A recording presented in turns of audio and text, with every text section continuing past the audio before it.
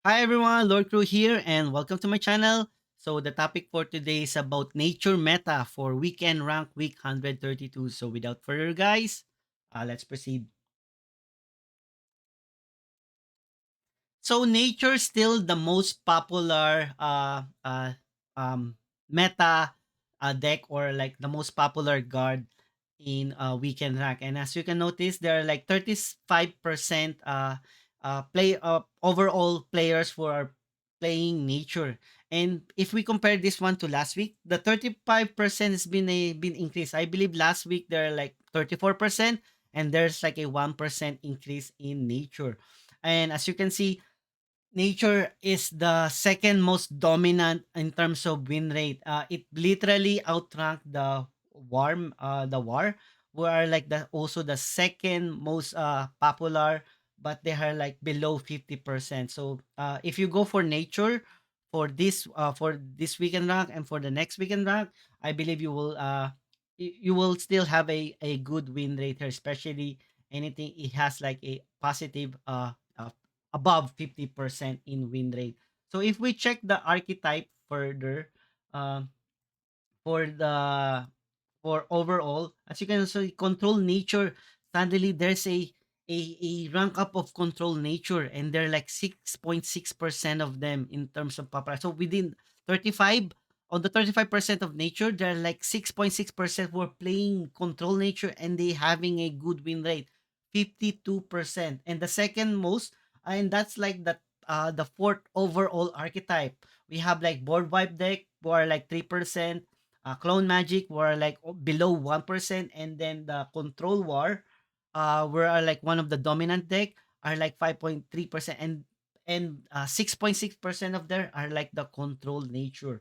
And this is like a new on this current weekend rank, because usually it was dominated by mid range.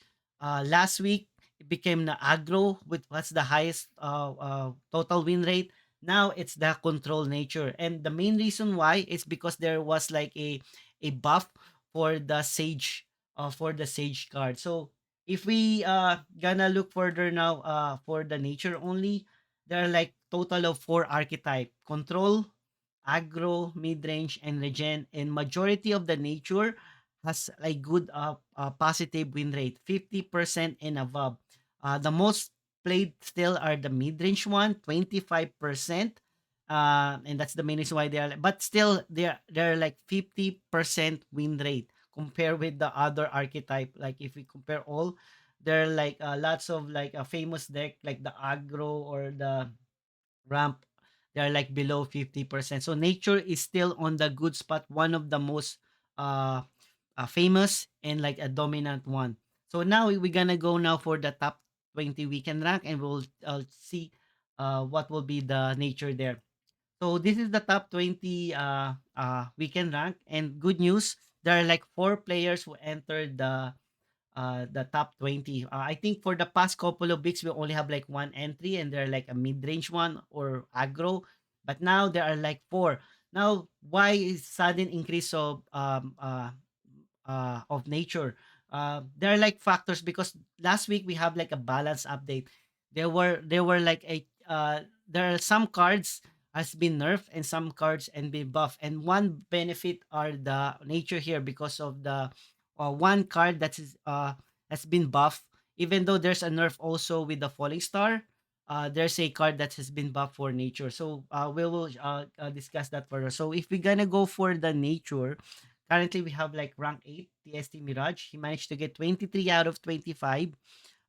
We have like also on the rank 13 and rank 15.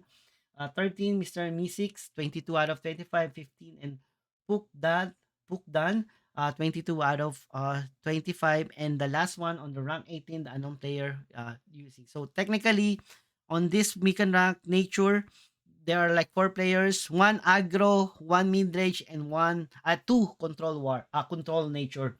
So let's start with the check the deck composition.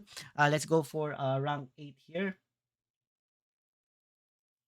So the first one, rank 8, is by TST Mirage. He managed to get like a good win here.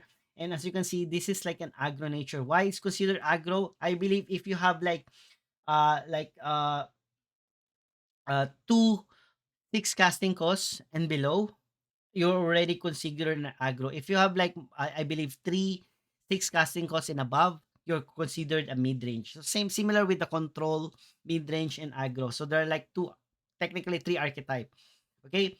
So if you have like six casting costs and below, then you're considered aggro. If you have like six casting costs, uh, uh at least three six casting costs, then you are considered a mid range. And if you're like seven casting costs, two or three seven casting costs and above, you're considered control. So that's like how the archetype in Geodeck. And as you can see, this is like aggro. He has only do giant pangolin, no the hunt, no sudden bloom, and he's relying on the blade fly, falling star, one wildfire, and the rest are like as you can see, 7 and 10 casting cost. There are like 10 cards in 10 casting cost, and like 7 cards in one casting cost. So he literally are relying on those early board present and damage. So this is like more literally early round and try to flood the deck on turn 4 and turn 5 using Blade Fly and Falling Star, and then attack it with Message. So Wildfire probably boost if you flooded the board turn 4, then use Wildfire to buff them. So this is like the aggro nature, and this is like a good win rate of 23 out of 25. The next one will be on the rank 13. This is like a controlled nature. So like I mentioned before, uh, so we go back to aggro. So Falling Star has been a nerf. Instead of like +1 to all creature, only the Badger get the +1. So that's the nerf for this Falling Star.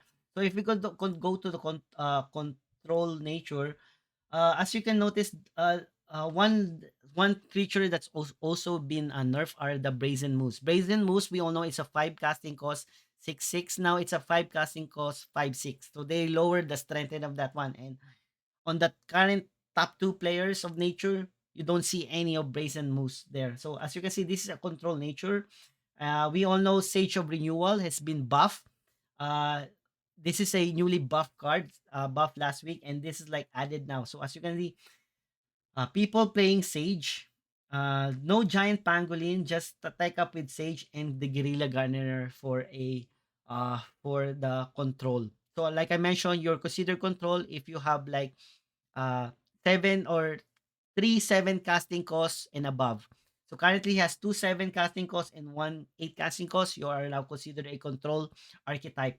And as you can see, this like a mix of like a ramping up, like not ramping up by more mana, but it's like you doing a turn by turn balance card. So he has like 5, 8, and you see for the 3 casting costs, he has like 4 of them. For the 4 casting cost, 4 of them. 5 casting cost, 4 of them. On the 5 casting cost, on the 6 casting cost, only 2. The hunt, and then he will take up with the rage renewal on turn 7 and 8. So Guerrilla Gardener. So this is a control war. So there's another control war on rank 15. No, not control war, control nature. And this is same thing. He has Sage of Renewal and Guerrilla Gardener. And he has like Watchtower of Agrodon, and literally a little bit more on control in the early round rather than creature board presence. He has Fey Flame, Canopy, a little bit of skeleton heavy maybe because he has no pyramid warden. Is one two falling star, jaguar staff, Valen are used majority for heal. Imagine a 5 to cast, you will heal 4. And then enchanted vines partnered with the hunt. So some players use dual hunt, but him is using a one enchanted, one the hunt, and two giant pangolin here. So he's taking up until Garena Gardener for his end game mechanics here. So this is like the second control nature. So usually control nature they taking up with Demogorgon with a lot of spells, but this one is because of Sage of Renewal, they replace Demogorgon with Sage of Renewal. And then another nature will enter the top 20 are the mid-range ones. So we have like one mid-range here. This is like the typical one. There are like 4, 6 casting costs, and no 7 casting above. Dual giant pangolin, dual hunt, falling star, one brazen moose. and one avatar. So his fast casting cost is like his creature are Avatar of Nature and Brazen Moose. His four casting costs are Blade Fire and Overgrown Rhino. His three casting costs are Steel Celestial Stag, one Lightning, and one Rabid Bear. And the rest are like Underbrush, Fey Flame, and Chiron. So this is like a little bit expensive because of the uh, he, because of the Underbrush Boar and the Avatar of Nature. But the rest are can be replaceable. He has no the so I don't yeah, this one has none. So he has no low hanging fruit. So for the control war, control nature or the mid range, there's no low hanging fruit here. So in the mid range, no low hanging fruit, but instead he replaced it with the wild hug here. So that's what I noticed on this mid range. No low hanging fruit. Control nature, no low hang. Oh, he has like low hanging for this build by Pook, and the other control nature has no low hanging fruit. Okay, so that's it. So additional as I mentioned, not part of the top 20, but this is like one of the I found out of the highest win rate regen nature. So the main reason why they call it regen nature is not because of wildfire, because of the trial of Hydra. If you have like one trial of Hydra, I believe you're like considered like a regen nature here. And that's the only tech up here. As you see, he has like dual giant pangolin, one hunt, and because of the trial of Hydra, instead this is called a mid-range. He are now considered a regen nature here. He's relying on Falling Star, Bladefly, Jaguar Stop to flood the board for the early round, and then pump it with Wildfire and the Trial of Hydra. So always remember, if there's a regen, there's a buff, and if the more regen you have, your creature have, means like the higher buff from the Trial of Hydra. But there's only one copy. Even my experience having two Trial of Hydra, sometimes the one Trial of Hydra is a dead card unless you play it on fourth turn and then fifth turn Trial of Hydra again. So that's it, guys. So if you like the video, kindly please subscribe, like, and if you have like questions or suggestion, kindly please leave me a comment. And thank you for watching, and see you next time.